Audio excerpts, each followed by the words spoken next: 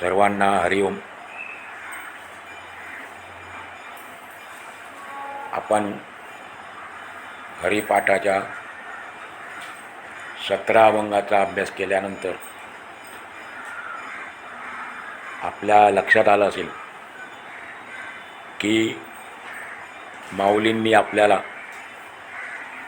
अर्थात सर्व जीवांना त्यांच्या उद्धारासाठी हरीचं नाम, भगवंताचं नाम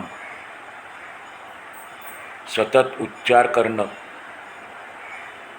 आपल्या मुखाने हरीच्या नामाचा उच्चार करणं किती महत्त्वाचं आहे ते सांगितलेलं आहे.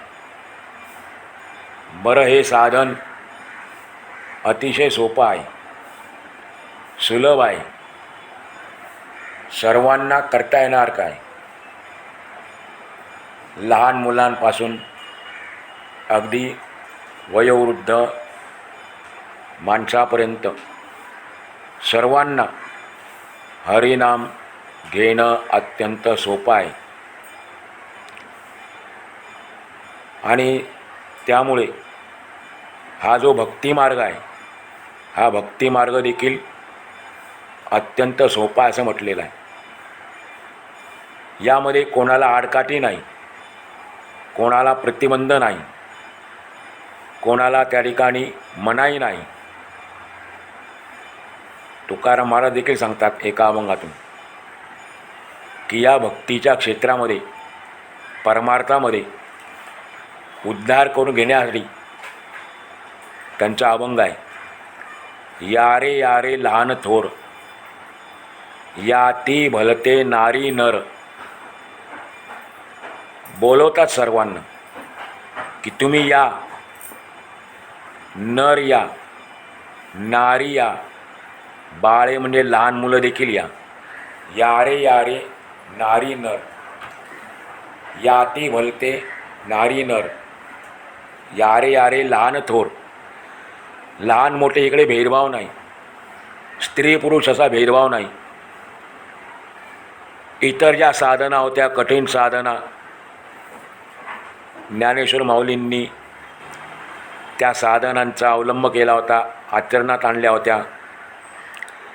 त्या काही अधिकारी पुरुषांसाठीच होत्या, विशिष्ट लोकांसाठीच होत्या. उदाहरणार्थ योग साधना जी आहे, ती योग साधना सर्वांसाठी सोपी नव्हती. कर्ममार्ग जो आहे तो देखील सोपा नव्हता. लहान मुलांसाठी ते कठीणच आहे. योगमार्ग, कर्ममार्ग मोठ्यांना कळत नाही, लहानांना काय कळणार.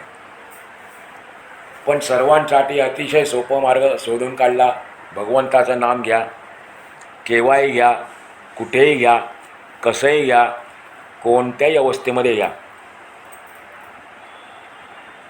जो घेईल त्याला मोक्षप्राप्ती आहे. जो अत्यंत आवडीने, प्रेमाने, श्रद्धेने भगवंताचं नाव घेईल, त्याच्या नामाचा उच्चार करील, त्याच्या नामाचा जप करील, त्याला परमात्म्याचीच प्राप्ती आहे, हरीचीच प्राप्ती आहे, ब्रह्मतत्वाचीच प्राप्ती आहे. असं आपल्याला हरिपाठातून माऊली वेळोवेळी सांगताना दिसते.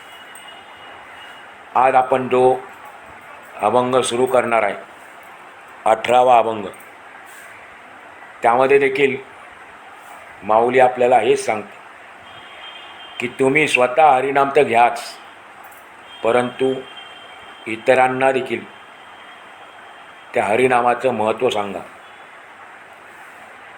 आणि जो खरा भक्त आहे, अत्यंत अनन्य भावाने, श्रद्धेने भगवंताच्या नामाचा उच्चार करणार आहे, त्याला एका भगवंताशिवाय या जगामध्ये काहीही आवडत नाही.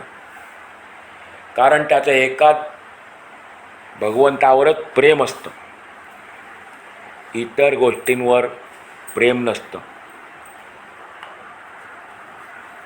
अभंग 18वा आपण आज या ठिकाणी सुरू करतो आहे.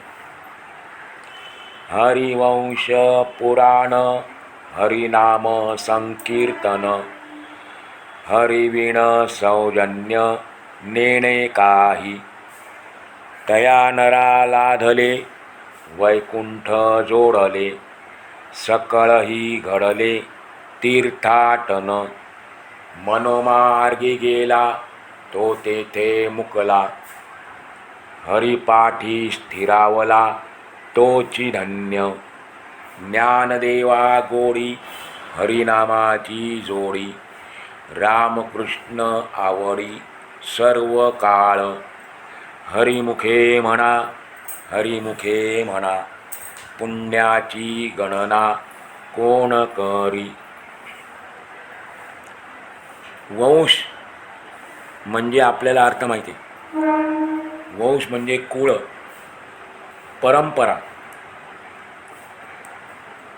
हरिवंश म्हणजे हरीचा वंश, हरीची परंपरा. संकीर्तन म्हणजे नामजप.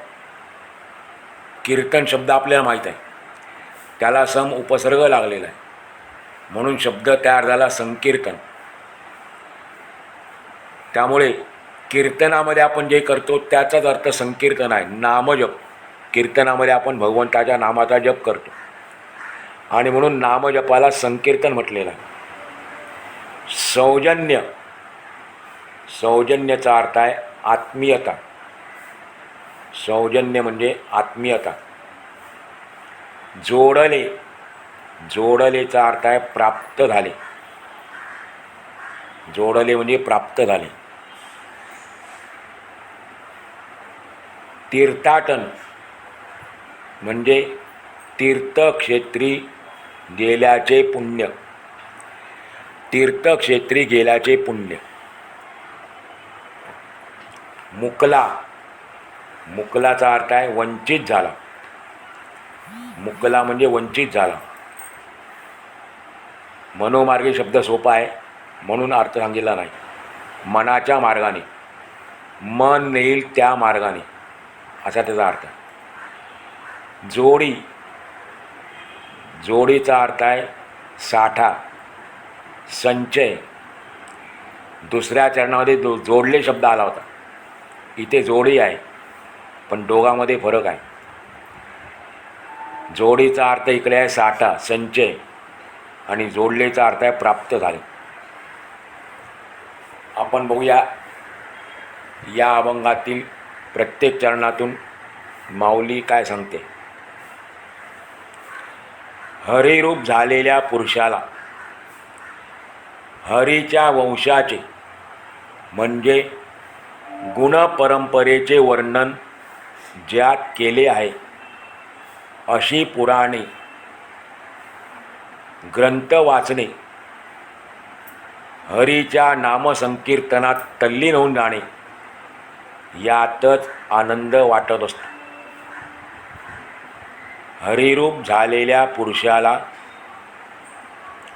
हरीच्या वंशाचे म्हणजे गुणपरंपरेचे वर्णन, हरीच्या वंशाचे म्हणजे गुणपरंपरेचे वर्णन ज्यामध्ये केलेले आहे, ज्यामध्ये केले आहे अशी पुराणे ग्रंथ वाचणे,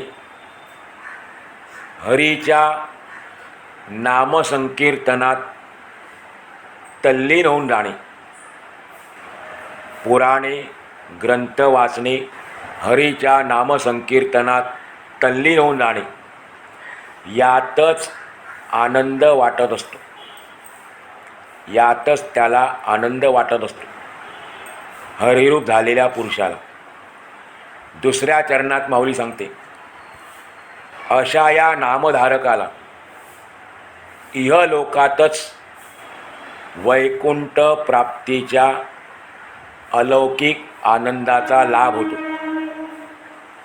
अशा या नामधारकाला इहलोकातच वैकुंठ प्राप्तीच्या अलौकिक आनंदाचा लाभ होतो. म्हणजे तो कोठेही असला अलौकिक आनंदाचा लाभ होतो. म्हणजे तो कोठेही असला तरी त्याला वैकुंठात असल्याचा आनंद, तो कोठेही असला तरी त्याला वैकुंठात असल्याचा आनंद निरंतर अनुभवायला मिळतो. वैकुंठात असल्याचा आनंद त्याला निरंतर अनुभवायला मिळतो. तो नामस्मरणाने नित्य पवित्र झालेला असल्याने, तो नामधारक नामस्मरणाने नित्य पवित्र झालेला असल्याने त्याला सर्व तीर्थात भ्रमण केल्याचे पुण्य लाभते. त्याला सर्व तीर्थामध्ये भ्रमण केल्याचे पुण्य लाभते. तिसऱ्या चरणात माऊली सांगते, जो मनुष्य आपल्या मनाला आवडेल त्या मार्गाचा अवलंब करतो. जो मनुष्य आपल्या मनाला आवडेल त्या मार्गाचा अवलंब करतो आणि मन मानेल तसे करतो, आणि मन मानेल तसे करतो, तो खऱ्या आनंदाला म्हणजे स्वसुखाला मुक्तो, स्वसुखापासून वंचित राहतो. जो मन मानेल तसे करतो तो खऱ्या आनंदाला म्हणजे स्वसुखाला मुक्तो, वंचित राहतो. परंतु जो हरिपाठात, हरीच्या नामचिंतनात, परंतु जो हरिपाठात, हरीच्या नामचिंतनात दृढ भावनेने स्थिर होतो, दृढ भावनेने स्थिर होतो, तो धन्यतेला पात्र बनतो. तो धन्यतेला पात्र बनतो. जो हरिपाठात, हरीच्या नामचिंतनात दृढ भावाने स्थिर होतो, तो धन्यतेला पात्र बनतो. चौथ्या चरणात माऊली सांगते, मला हरिनाम रूपी धनसंचय करण्याची, मला हरिनाम रूपी धनसंचय करण्याची गोडी असल्यामुळे सदा सर्वदा रामकृष्णाच्याच ठिकाणी मला आवड निर्माण झाली आहे.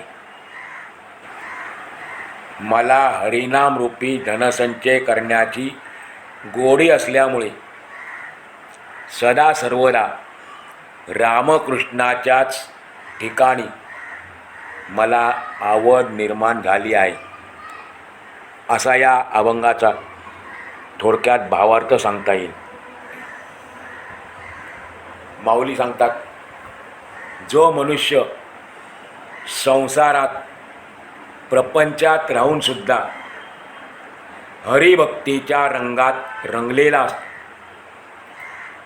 हरिभक्तीच्या रंगात रंगलेला असतो, त्याला एका भगवंताशिवाय, त्याला एका हरीशिवाय या जगामध्ये काहीही आवडत नाही.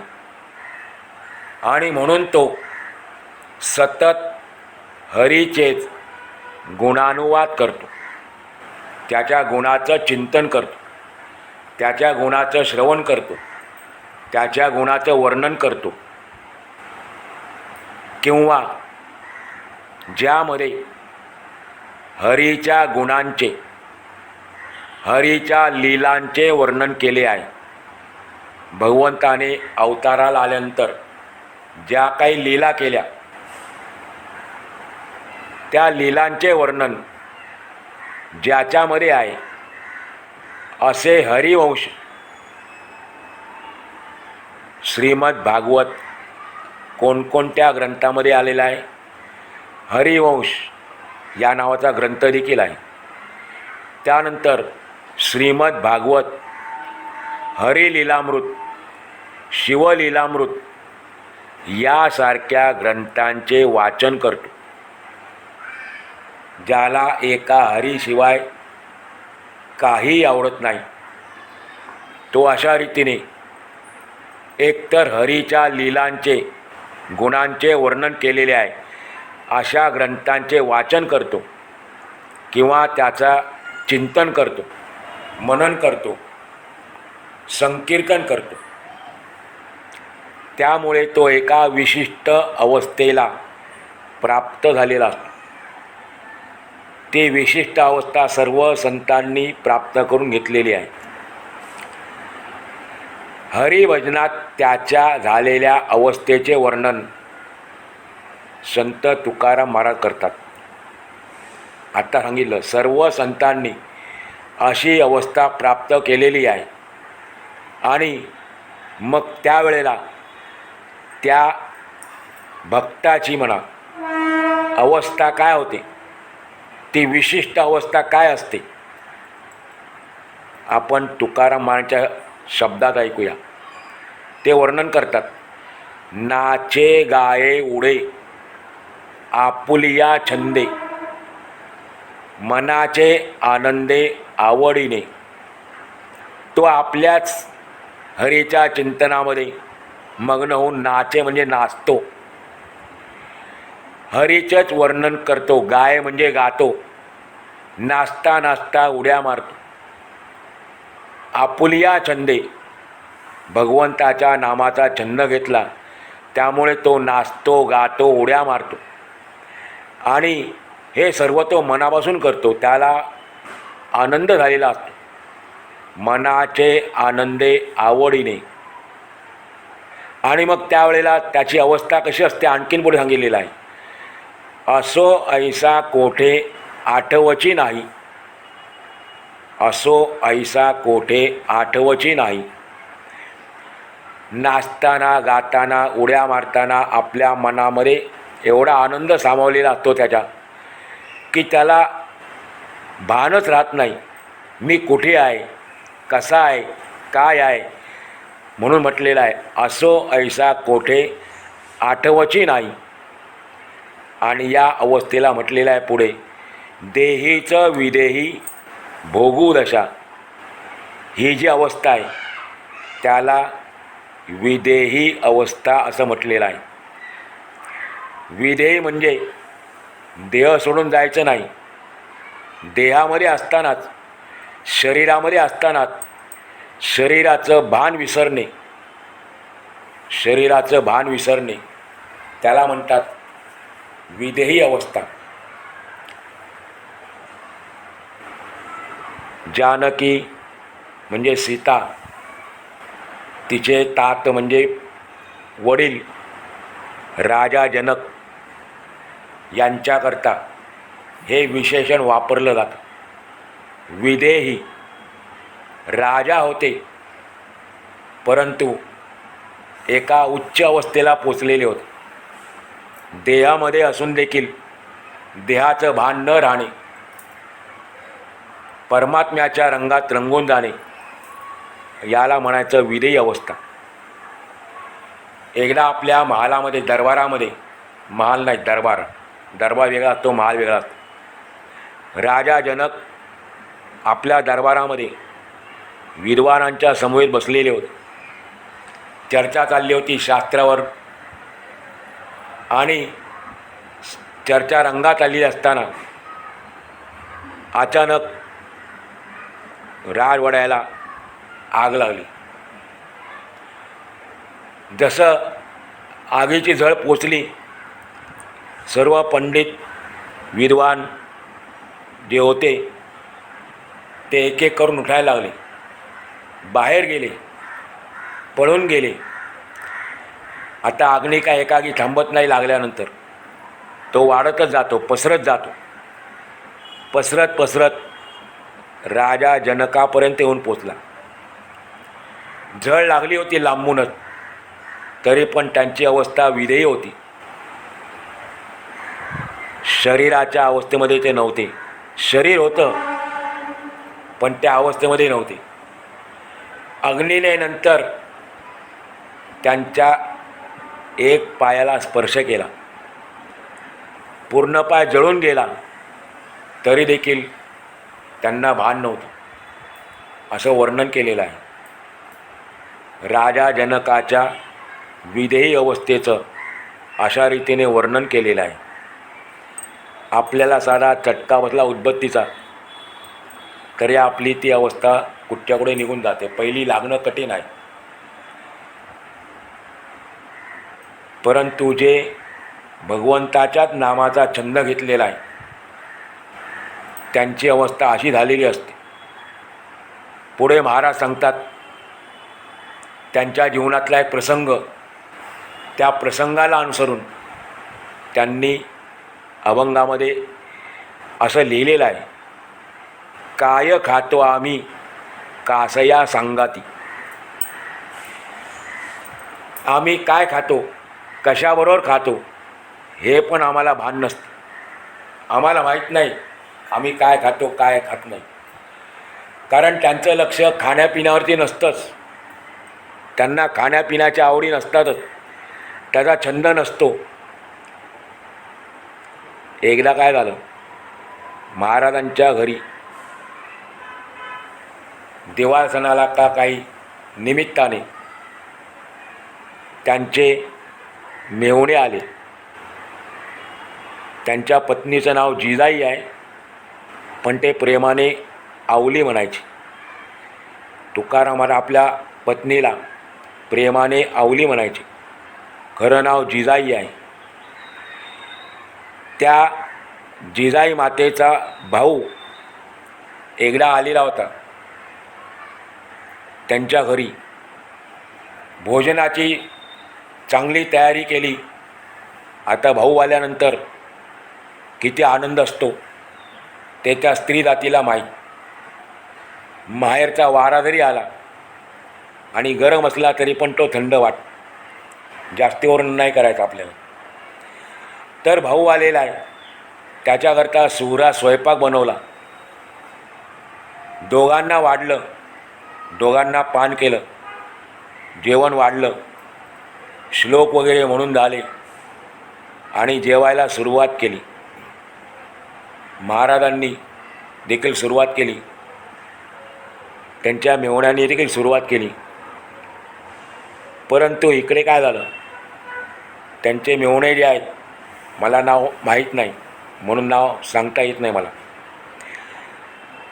तर 2-3 घास घेतले आणि जेवण थांबवलं. परंतु इकडे महाराजांचं काय चाललेलं आहे, आपण म्हणतो ना, एकदा पोटामध्ये भूक लागली की मग समोर आलं की लाभ रे बरकत रे, पोट भरेपर्यंत काय थांबायचं नाही. महाराजांचं तेच चालू झालं. त्यांचं लक्षच नाही बाजूला बसलेला मेहुणा तो जेवतो का नाही जेवतो, काय खातो काय. इथे त्यांनी सुरुवात केली, खाऊन पूर्ण झालं, जेवण झालं, पोट भरलं, ढेकर दिला. नंतर ते दोघे बैठकीच्या खोलीत गेले. आजकाल त्याला हॉल म्हणतात.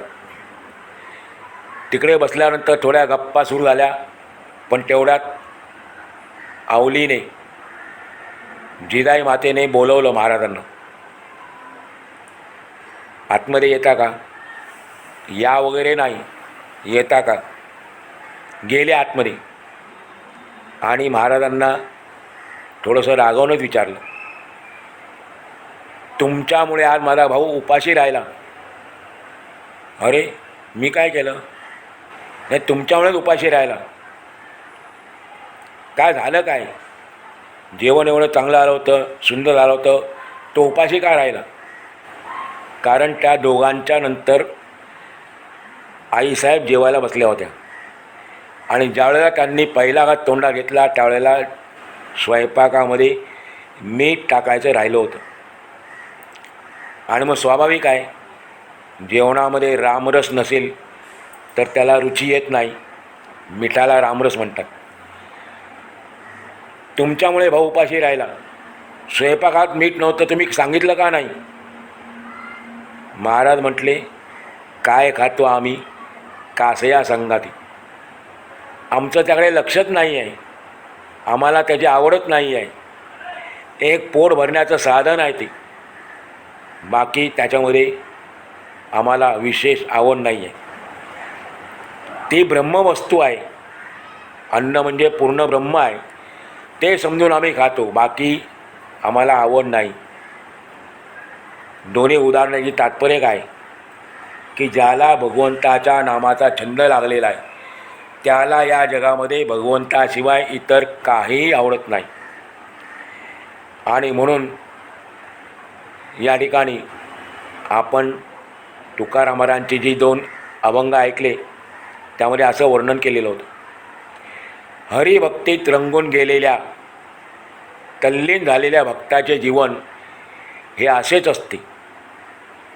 त्याला या जगातील कोणतीच गोष्ट चांगली वाटत नाही आणि हीच त्याची संसारातीत अवस्था आहे. संसारातीत म्हणजे काय तर संसारातीत म्हणजे संसारात राहून प्रपंच करून परमार्थ कसा करायचा याचं नाव आहे संसारातीत अवस्था. भगवद्गीतेच्या 2ऱ्या अध्यायामध्ये अशा पुरुषाला स्थितप्रज्ञ असे म्हटले आहे. संसारात राहूनसुद्धा प्रपंचातील जबाबदाऱ्या पार पाडित असताना ज्याची बुद्धी परमात्मस्वरूपी स्थिर झाली आहे त्याला भगवान श्रीकृष्ण स्थितप्रज्ञ असे म्हणतात. संसारात राहूनसुद्धा प्रपंचातील जबाबदाऱ्या पार पाडित असताना ज्याची बुद्धी परमात्मस्वरूपी स्थिर झाली आहे. इथे शब्द वापरलेला आहे बुद्धी, हा महत्त्वाचा शब्द आहे, कारण मनापेक्षा बुद्धी श्रेष्ठ आहे. मनापेक्षा बुद्धी श्रेष्ठ आहे. आपण मागच्या भागात पण थोडासा याचा विचार केला होता. मन विचार करतं, एखाद्या गोष्टीचा विचार पहिला मनात येतो, पण त्याप्रमाणे निश्चय करण्याचं काम आपली बुद्धी करते. म्हणून बुद्धीचं वैशिष्ट्य काय तर बुद्धी एखादं काम करायचं का नाही याचा निर्णय करत असते. मनाला निर्णय करता येत नाही. मनामध्ये फक्त विचार येतात आणि ते विचार निघून पण जाऊ शकतात. जर बुद्धीने त्याच्यावर लक्ष केंद्रित केलं नाही तर ते विचार निघून जाऊ शकतात. आणि त्यामुळे इथे असं म्हटलेलं आहे ज्याची बुद्धी परमात्मस्वरूपी स्थिर झाली आहे त्याला भगवान श्रीकृष्ण स्थितप्रज्ञ असे म्हणतात.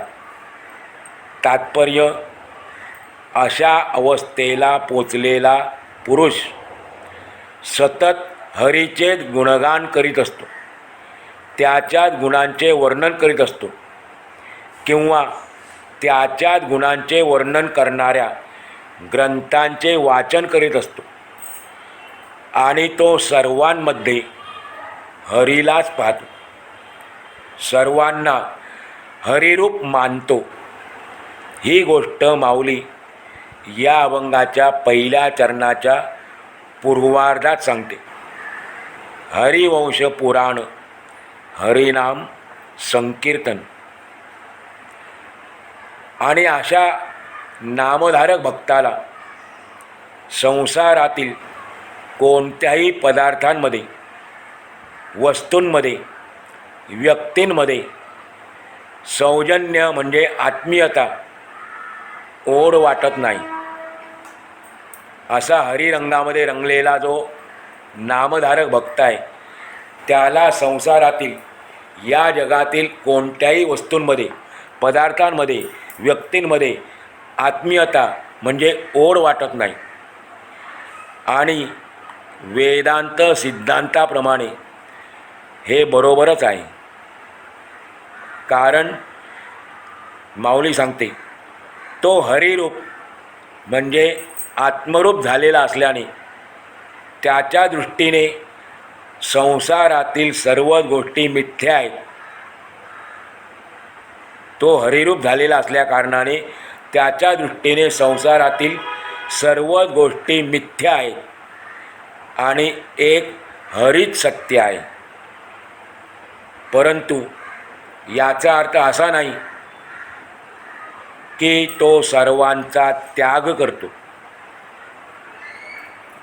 त्याला व्यक्तीमध्ये सौजन्य वाटत नाही, आत्मीयता वाटत नाही, ओढ वाटत नाही. याचा अर्थ तो सर्वांचा त्याग करतो असा त्याचा अर्थ नाही. लोकांचा, लोकव्यवहाराचा किंवा जीवनावश्यक गोष्टींचा तो तिरस्कार करतो असाही त्याचा मुळीच अर्थ नाही. अहो, फार काय सांगावे, संसारी लोकांपेक्षा सुद्धा तो बारकाईने आपला प्रपंच करताना दिसतो.